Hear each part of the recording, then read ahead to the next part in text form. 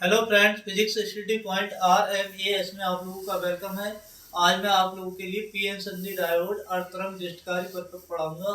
इस प्रकार से समझा दूंगा कि आपको तथ्यों की ढूंढने की आवश्यकता नहीं होगी, एक ही बार में याद हो जाएगा। देखिए क्या होता है।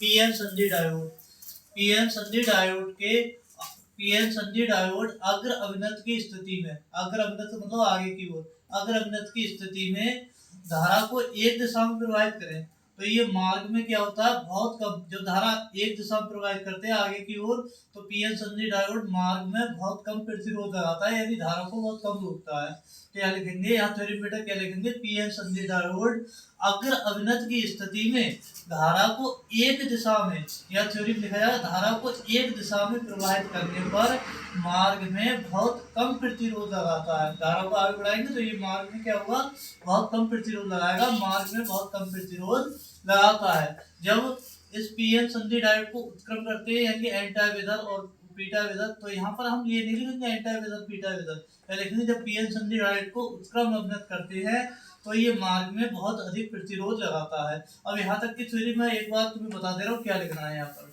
पीएन संधि डायोड पीएन संधि डायोड को धारा को एक दिशा में, पीएन संधि डायोड अग्र अभिनत की स्थिति में धारा के मार्ग में बहुत कम प्रतिरोध लगाता है, और पीएन संधि डायोड उत्क्रम अभिनत की स्थिति में मार्ग में बहुत अधिक प्रतिरोध लगाता है, बहुत अधिक प्रतिरोध लगाता है। इसलिए ये पीएन संधि डायोड है, एक डायोड वाल्व की भांति प्रयुक्त किया जाता है।